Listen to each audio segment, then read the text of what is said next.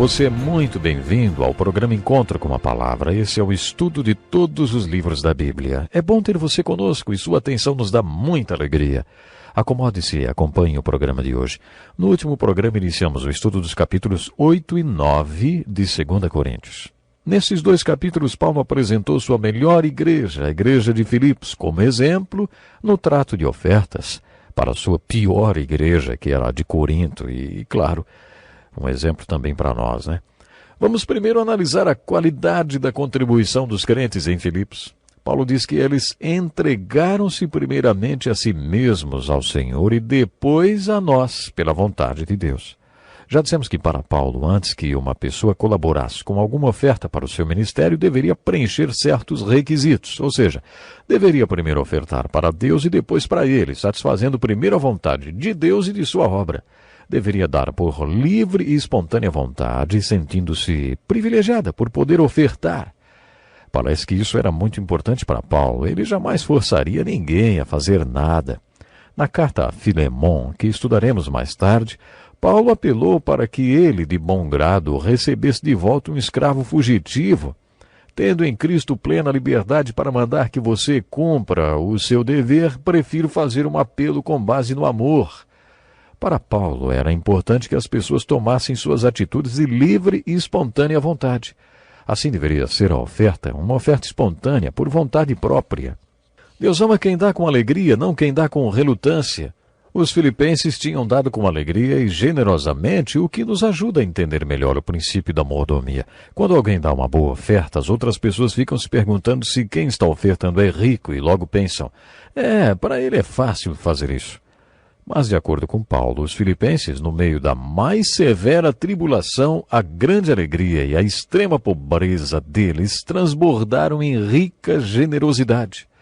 Eles não eram generosos porque eram ricos. Pelo contrário, eles estavam passando por provações.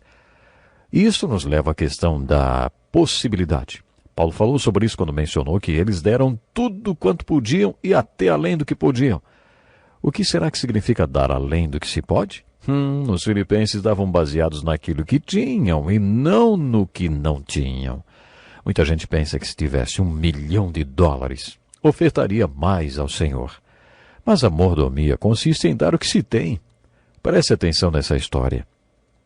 Um jovem pastor tinha entre os líderes da sua igreja um homem muito rico.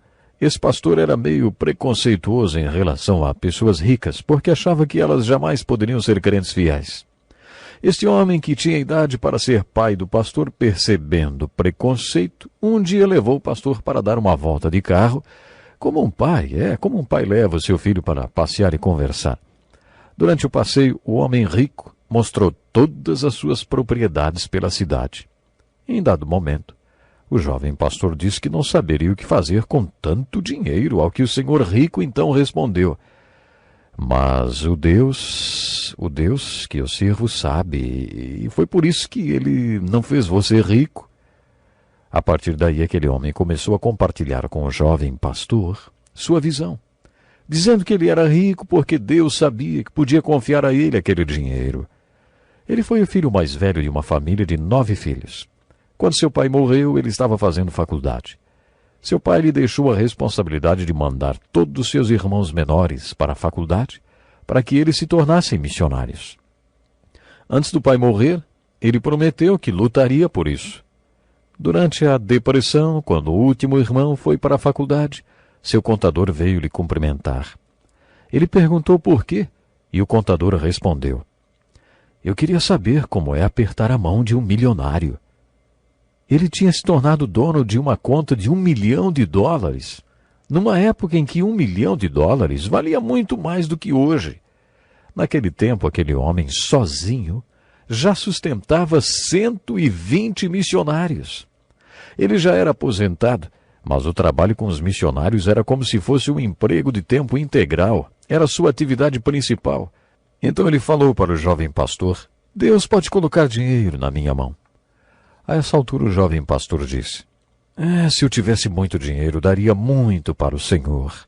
Aí o homem rico perguntou: quanto você dá hoje, hein? Se hoje você não dá nem 10%, você não daria muito para Deus, nem se tivesse $milhões. Sabe, o nosso contribuir, nossa mordomia, não deve estar baseada no que não temos, mas sim no que temos.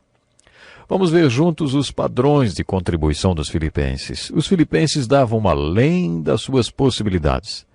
Será que você consegue fazer isso? Eu conheci um casal que fazia.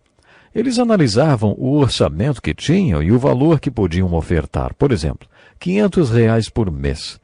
Aí eles se comprometiam a ofertar R$ 1.000 e começavam a orar e observar Deus trabalhar até que o dinheiro vinha das formas mais inesperadas. Sabe, isso é dar além das possibilidades. É por isso que no início do capítulo 8, Paulo falou: queremos que vocês tomem conhecimento da graça que Deus concedeu às igrejas da Macedônia. Essa palavra graça corresponde à palavra grega charis, que significa poder e bênção de Deus sobre sua vida.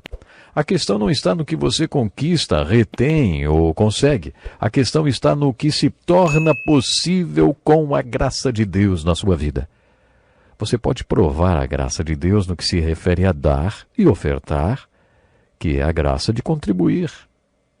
Existia também o princípio da igualdade na contribuição dos filipenses. Quando Paulo escreveu, mas que haja igualdade, ele estava se referindo a um aspecto muito subjetivo. Eu não sei como Deus faz, mas Ele faz. Ele pega a contribuição de alguém que ofertou com extrema dificuldade, como a viúva que deu sua última moeda, e faz daquela quantia mais do que os milhares que não farão nenhuma falta para o milionário. Esta igualdade só é possível através da graça de Deus. A contribuição deve ser proporcional ao que cada um tem. No Velho Testamento encontramos a ordem do dízimo, que corresponde à 10ª parte do que a pessoa tem. Mas o dízimo não representa apenas uma 10ª parte, mas a primeira 10ª parte. De acordo com Malaquias, o povo estava roubando de Deus porque estava retendo o dízimo. Além do dízimo, que pertence a Deus, eles ofertavam. E além das ofertas, eles também ofereciam sacrifícios. No segundo livro de Samuel, Davi demonstrou o que significava ofertar para ele. Ele diz: não oferecerei ao Senhor, o meu Deus, holocausto que não me custe nada. Ofertar com sacrifício era algo proporcional.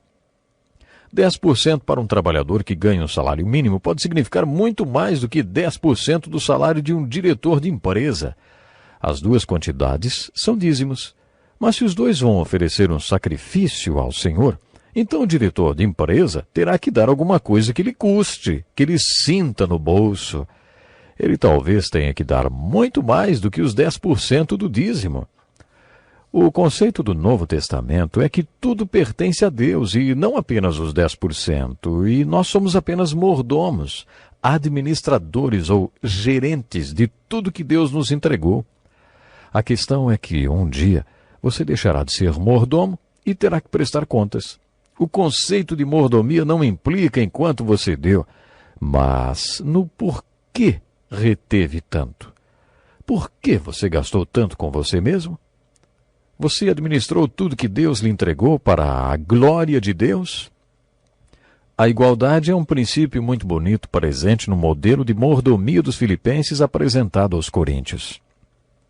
Esta igualdade apresenta-se da seguinte forma: se vamos contribuir baseados no que temos e não no que não temos, então Deus fará funcionar o princípio de igualdade.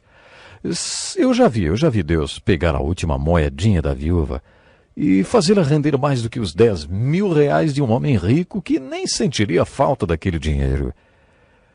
Quando o escritor desse estudo, o pastor Dick Woodward, estava construindo uma igrejinha, um jovem fazendeiro foi até sua casa num sábado à noite e lhe entregou uma bela arma de caça. Este homem era muito tímido. Ele simplesmente entregou a arma e saiu.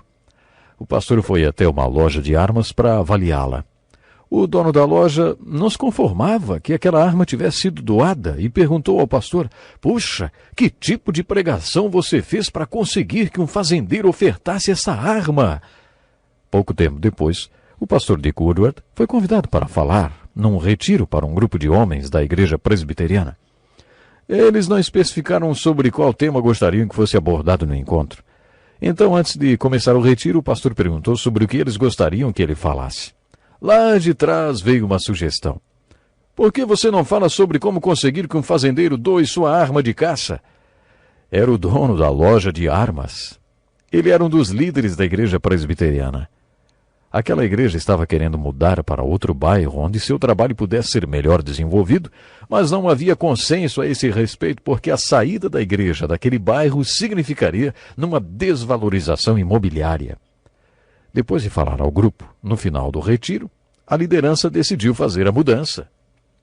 Sabe, eu creio que Deus aceitou aquela arma de caça doada com sacrifício para ajudar a construir 2 igrejas. Creio que Deus usou aquela arma de caça e fez aquela doação render muito mais do que uma bolada de dinheiro que não faria falta nenhuma para um homem rico. Foi isso que Paulo quis dizer quando declarou: porque se há prontidão, a contribuição é aceitável de acordo com aquilo que alguém tem, e não de acordo com o que não tem. Nosso desejo não é que outros sejam aliviados enquanto vocês são sobrecarregados, mas que haja igualdade. Palavras de Paulo. Se você está interessado em mordomia, ou se tem que pregar sobre esse assunto, ou ensinar na escola dominical, leia os capítulos 8 e 9 de 2 Coríntios e medite sobre eles. Você vai descobrir que eles são as melhores passagens de toda a Bíblia sobre a questão da mordomia. Esses capítulos foram escritos porque Paulo estava recolhendo uma oferta para os santos perseguidos em Jerusalém. Paulo queria incentivar os coríntios para que eles enfim, se envolvessem na bênção de aliviar o sofrimento dos judeus crentes de Jerusalém e da Judéia. E ele usou como exemplo os padrões de contribuição da melhor igreja que contribuía com o seu ministério, que era a igreja de Filipos. Paulo usou a igreja de Filipos, esse exemplo, para desafiar os crentes lá de Corinto. E você? Você possui a percepção de que tudo que tem pertence a Deus e que Ele quer que você seja apenas o mordomo de todos esses bens? Se você não tem muito, talvez seja porque Deus sabe que não pode colocar muito na sua mão. Seja fiel com o que você tem e Deus o abençoará. Até o próximo programa.